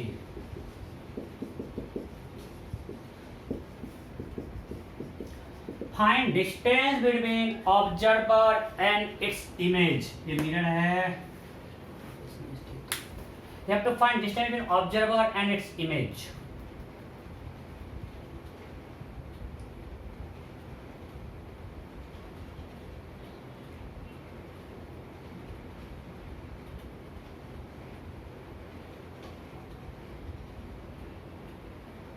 मजा आ जाएगा। हो गया? चलो अब मैं करता हूं। अब ऑब्जर्वर का इमेज कैसे बनेगा? यहाँ पे ऑब्जेक्ट ही हो गया, खुद का अपने में देखना है, तो यहाँ से रे निकला। अब समझो पूरी अच्छी चीज को। अब यहाँ पे होगा रिफ्रैक्शन,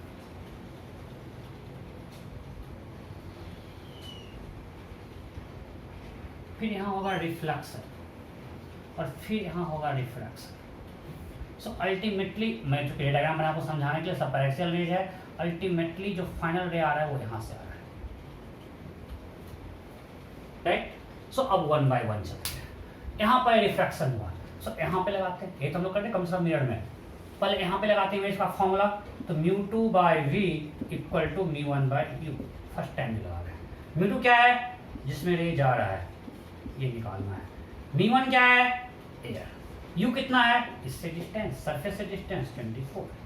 सो v आया 24 इंटू 4/3 32। मतलब ये जो रे आ रहा है आपको दिख रहा है यहाँ से कहीं से आता हुआ, और ये सरफेस से डिस्टेंस है 32 सेंटीमीटर। अब ये जो रे है इस पे इंसिडेंट हो रहा है मिरर पे, तो मिरर का ऑब्जेक्ट कहाँ है? यहाँ पे O1। इसका इमेज मिरर का ऑब्जेक्ट। अब आपको कॉम्बिनेशन मिरर में हम लोग बहुत कुछ कर चुके हैं। इसका इमेज, इसका ऑब्जेक्ट। तो इसका इमेज कहाँ बना? 32। ऊपर ही क्यों बनाए? बिकॉज यू और वी का साइन सेम है, यू ऊपर तो वी भी ऊपर होगा। तो इसका इमेज, इसका ऑब्जेक्ट, तो इसका ऑब्जेक्ट कहाँ है? यहाँ पे। कि कितना डिस्टेंस होगा? ये 32 प्लस 16 38। अब कंफ्यूज मत करना, यहां से यहां कोई रिफ्रैक्शन दे, 60 का 60 लग गया, 24 हो गया 32 उसके लिए। इसका ये रे ऐसा आता हुआ दिख रहा है कि यहां से 32 डिस्टेंस है और ये 16 है 48। मतलब ये जो इमेज बनाएगा, ये बनाएगा यहां से 48 नीचे।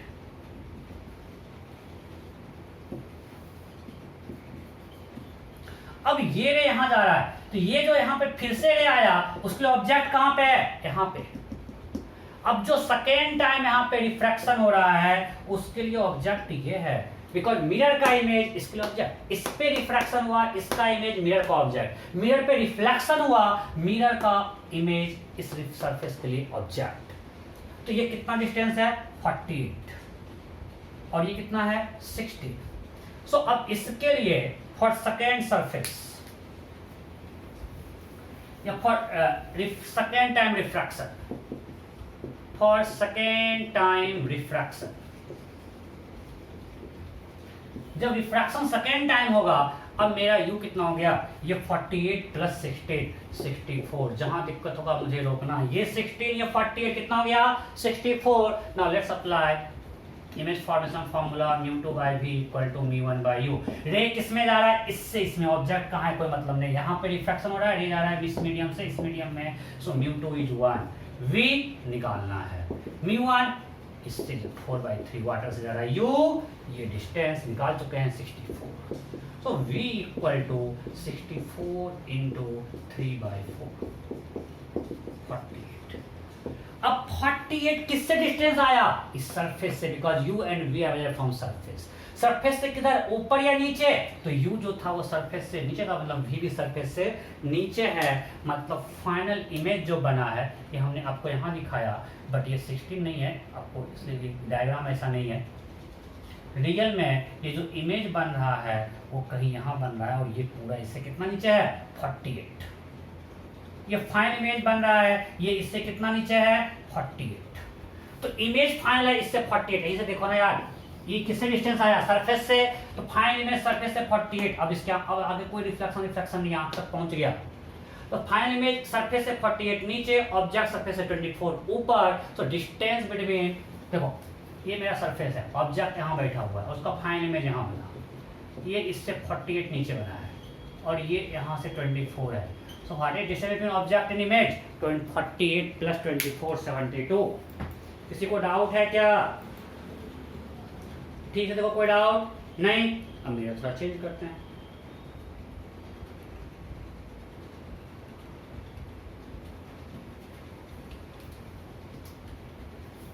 मिटाएं।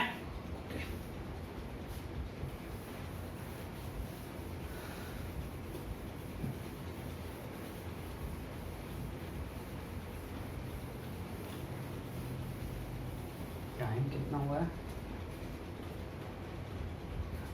ये टॉपिक कंप्लीट करके छोड़ो, बस 2 क्वेश्चन करवाएंगे, प्रैक्टिस तो करवा रहे हैं यार, थोड़ी काम कर रहे हैं।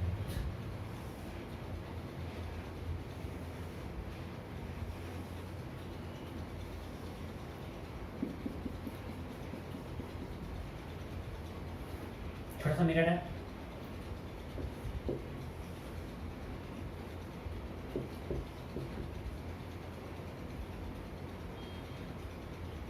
पानी भरा हुआ है, μ4/3, ये पोल यहाँ ऑब्जर्वर है, इससे 24 सेंटीमीटर ऊपर, बिल्कुल सेम, बस हमने मिरर को कर दिया प्लेन को कॉनकेव, इसका फोकल लेंथ है 20 सेंटीमीटर। सही है। क्वेश्चन है फाइंड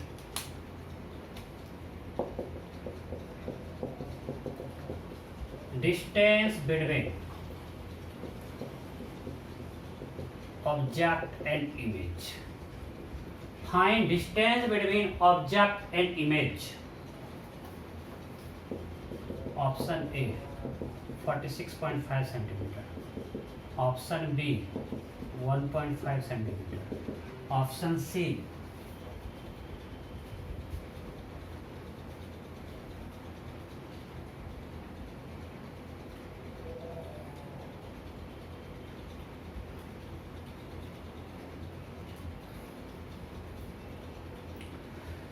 21 सेंटीमीटर, ऑप्शन डी। मैं आपका सारा गलती सोचते रहता हूँ एंड ई नोटा, क्या पॉसिबल मिस्टेक्स है। You have to find distance between object and image. हो गया, बिल्कुल सेम टाइप है। चलो इसको मिटाते हैं।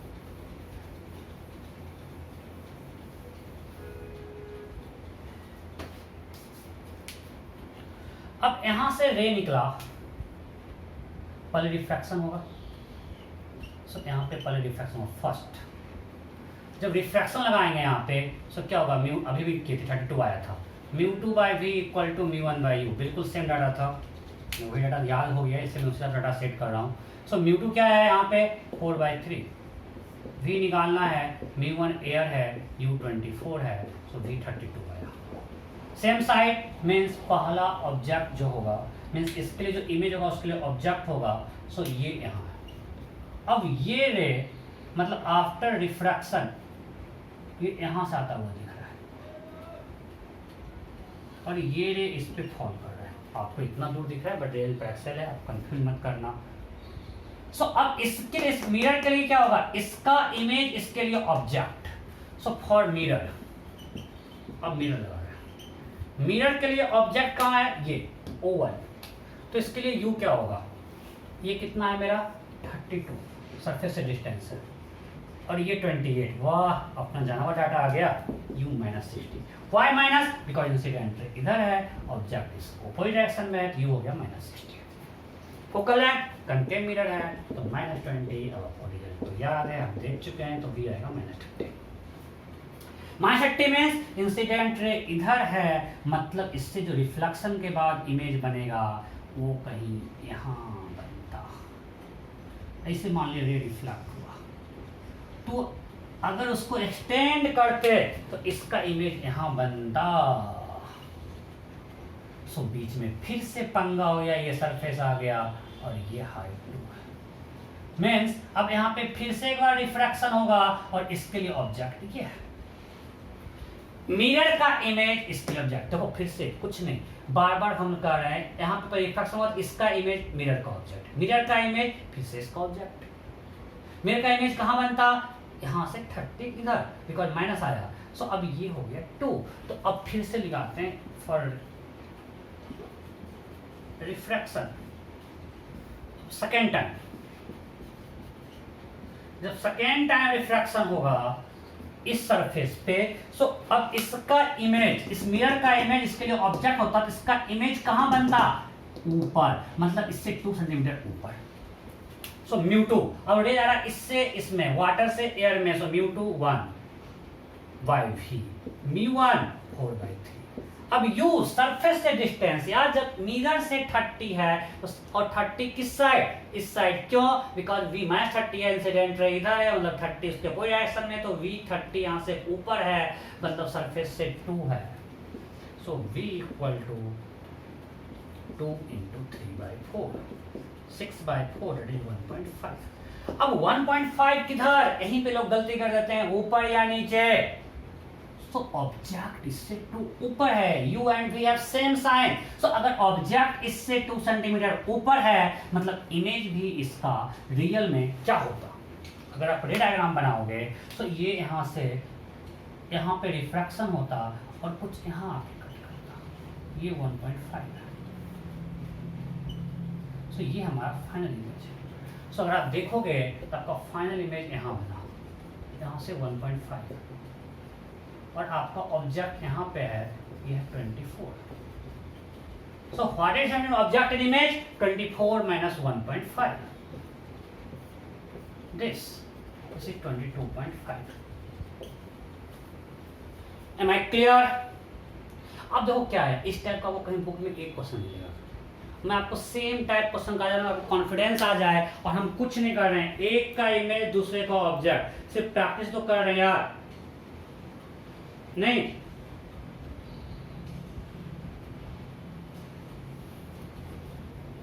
नेक्स्ट एक और बस करते हैं इस पर।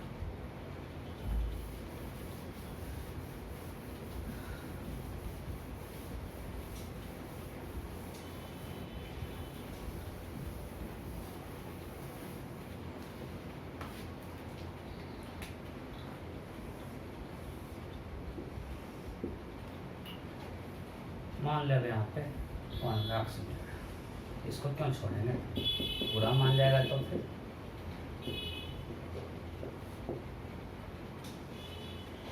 मिरर छोटा ऐसे बनूंगा, डिस्टेंस कहाँ से दिए हैं, डजंट मैटर, मिरर छोटा है, ऑब्जेक्ट यहाँ पे,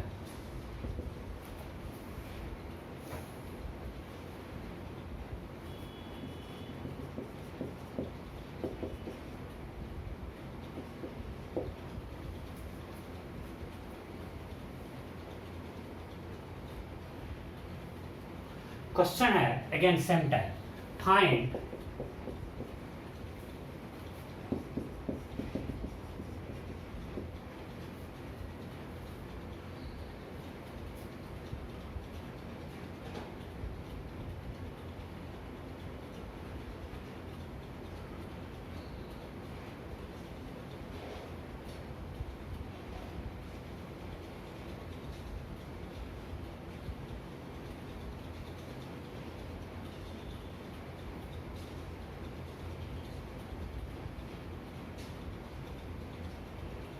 find distance between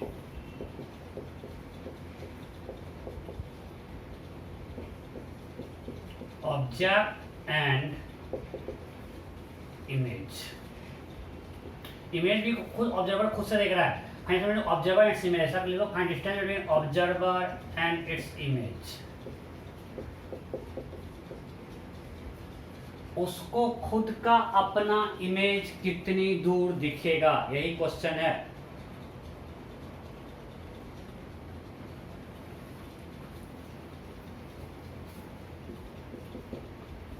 option A,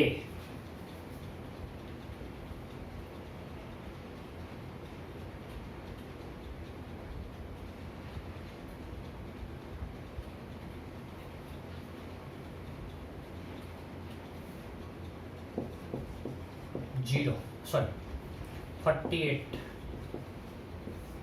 option B 72, option C 64, option D. You have to find between observer and its image। हो गया, ओके। अगेन यहां से रे निकला, पहले यहाँ पे रिफ्रैक्शन होगा, तो कहीं यहाँ हटा हुआ दिखेगा, सो यहाँ पे लगाते हैं फर्स्ट टाइम रिफ्रैक्शन के फॉर्मूला, first time refraction, right, for first time refraction, first time refraction μ2 by v, तो रे आ रहा है एयर से वाटर में, सो μ2 4/3 डिवाइड बाई वी निकालना है, μ1 1 u 48, so v equal to 48 into 4/3, it's a 64। मतलब यहाँ पे जब रे फॉल करेगा वो कहाँ से दिखेगा, यहाँ से, तो इसके लिए ऑब्जेक्ट यहाँ पे है, तो ऑब्जेक्ट डिस्टेंस है 64 प्लस, ये 64 कहाँ से डिस्टेंस है, ये है 64, तो इस सरफेस से डिस्टेंस आता है, v किससे आता है, सरफेस से, ये 64 और ये 16, that is 80। So for mirror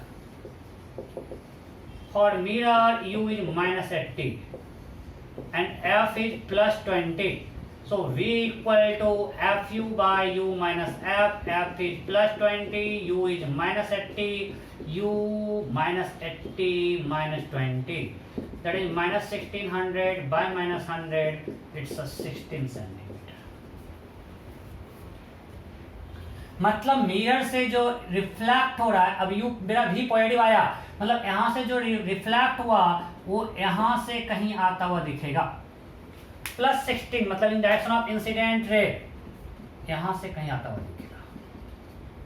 भी मेरा पॉजिटिव है, मतलब पोल से इंसिडेंट रे के डायरेक्शन में जाना है, मतलब जब ये रे रिफ्रैक्ट होके इस सरफेस पे जाएगा, वो यहां सता हुआ दिख रहा है, तो इस सरफेस पे सेकेंड टाइम रिफ्रैक्शन होगा, उसके लिए ऑब्जेक्ट, मेरा रे डायग्राम बहुत गंदा बन रहा है, मैं बार बार बोल रहा हूँ, उसमें टाइम नहीं लगा, बहुत टाइम लगेगा।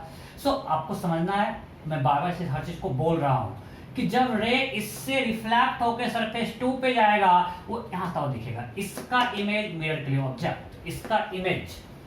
ये फायदा होता है जब लाइव क्लास लेते हैं ना, हमको पता था आप कितना समझ पा रहे हो। सो इसका इमेज मिरर के लिए ऑब्जेक्ट, तो इसका इमेज कहाँ बना, इससे 64 ऊपर, तो डिस्टेंस फ्रॉम मिरर क्या हो गया 80। अब मिरर का इमेज इस सरफेस के लिए ऑब्जेक्ट, मिरर का इमेज मिरर से 60 इधर बना, इधर 16 क्यों, बिकॉज मेरा भी पॉजिटिव आया, मतलब इंसिडेंट के डायरेक्शन में। अब जब सरफेस 2 पे जाएगा तो मिरर का इमेज इस सरफेस फिर से सेकेंड टाइम रिफ्रैक्शन के लिए ऑब्जेक्ट। सो अब again for second time refraction, because उसके आंख पे जब लाइट जाएगा तो उससे खुद का इमेज बनाना है, तो उससे ऑब्जेक्ट से निकला और अल्टीमेटली इमेज देखने के लिए उसके आई तक रे जाना चाहिए। तो पहले रे आया, यहाँ रिफ्रैक्शन सफर किया, फिर यहाँ पे रिफ्लेक्शन हुआ, फिर यहाँ पे रिफ्रैक्शन हुआ। तो हम 3 बार चीज को कर रहे हैं। For second time refraction μ2/v equal to μ1/u। So what is now μ2, because जा रहा है एयर में, सो μ2 इज 1, v हमको निकालना है, μ1 क्या है, जा रहा है वाटर से 4/3। व्हाट इज u, जो इसका ये 16 है, तो ये 16 प्लस 16 32। आपको ध्यान रखना है, गलती लोग यहीं पे कर देते हैं। u and v are measured from surface, तो सरफेस से इसका डिस्टेंस कितना है 32, ये 16 प्लस ये 16 32। सो v इक्वल टू 32 इंटू 3/4। अभी 24 सरफेस से किधर, ऊपर या नीचे, ऑब्जेक्ट इससे 32 नीचे है, तो इमेज भी 24 नीचे बनेगा, मतलब यहाँ कहीं इमेज बनता है। सो फाइनल इमेज यहाँ है, ये मेरा कितना है 24 और ये कितना है 48। सो हमको निकालना है ऑब्जेक्ट और इमेज के बीच का डिस्टेंस, तो ये 48 प्लस 24 दैट इज 72। सो अभी मैं यहीं पे रोक रहा हूँ, पहले हम लाइव क्लास में देखते हैं कि कहाँ दिक्कत हो रहा है, दिक्कत होगा तो फिर हम लोग नेक्स्ट क्लास के हिसाब से प्लान करेंगे। इसलिए मैं नेक्स्ट टॉपिक अभी स्टार्ट नहीं करूँगा और टाइम भी हो गया है। सो यहीं पे क्लास को एंड करते हैं, फिर आगे कंटिन्यू करेंगे, ठीक है। Okay, bye bye.